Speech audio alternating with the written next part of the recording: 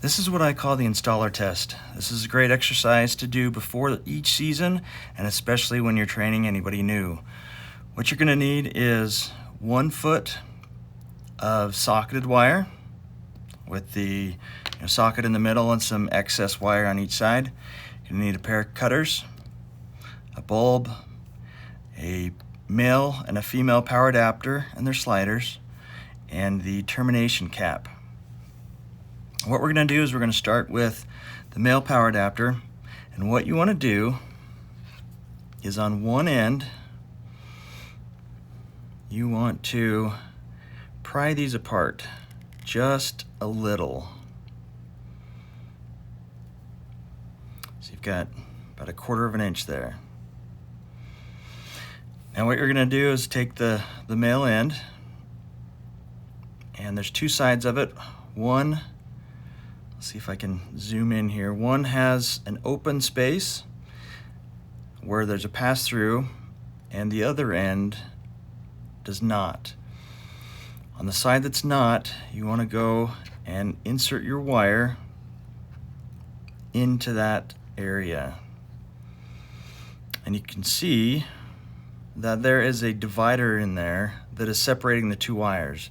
That way that there's no way that they can touch and you can have an issue. The next step is very important because you've put the wire down in there. If you just drape the wire over that connection and put your slider on, there's no room for this to compress and you're going to have issues with this functioning. So what you want to do is take your wire and you want to drape it like that. Put your thumb there for some pressure and squeeze it down, and then you want to drape over that area. So now what you're going to do is take your slider, and on the slider there are obviously 2 ends. One end has a notch sticking out of it, while the other side is smooth. You want to make sure that you always take the smooth end and start with that. So you're just going to push that on, and that's that part. So now you've got this end. Let's go ahead and we're going to do the end of it. So this is a little trickier.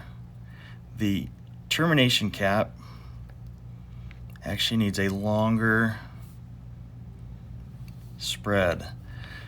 So it functions the same way. There's an open and a closed end. You're going to take that open end, or that closed end, pardon me, and stick your wires in and drape it over the middle there. And there's a divider in there that keeps everything separate. Now this is important to note that if we were to try and install this on a normal adapter, you can see in there, try and zoom in, it's going to be really hard for you to see. There are 2 spikes in there, and those spikes are what pierces this wire. With the wire separated that much, when you go to push down and make contact with those spikes, there's a good chance that these will roll and not make contact with the spikes. So it's important on these type that you only split it about 1/4 of an inch. So we're going to go ahead and throw our termination end cap on. These sliders have the same beveled edge, so you're starting with the area that has no notch in it, and slide it on just like this. So this is a really beneficial way to end any run on the house. In past experiences, I've seen people put wire nuts on them. I've seen people not do anything. They just leave them exposed. And I mean, you name it, I've seen it. So this is the greatest way to be able to teach everybody how to do it. It maintains areas where that keeps them separate, and just the best way to go. So technically, we have our run, right? We've got our male, I got power. We'll go ahead and throw a bulb in, and then it is capped on the other side. So we can go ahead and apply power to that, and it works. Now let's say that in the middle of the run, we want to hang a wreath. So at that point, what you're gonna do is on the female end, again, there is an area where it's open and an area that is closed. The difference on this one is the closed area has a notch. It's almost perforated right there. So you can go ahead and take your cutters and just grabbing that, and it'll come off. So now this allows us to put this in line anywhere we want. So again, we're not powered.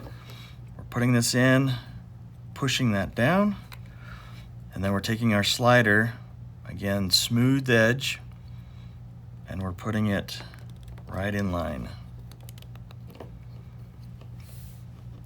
So now we can go ahead and plug that in. We've got power there. And I've got a mini light set here that I can plug in and verify that that works. So again, this is the contractor test. I would have everybody do this. You'd be surprised how many people will get some of these connections wrong. So it's a great way to make sure everybody knows what they are, they're confident in using them, and you can turn them loose.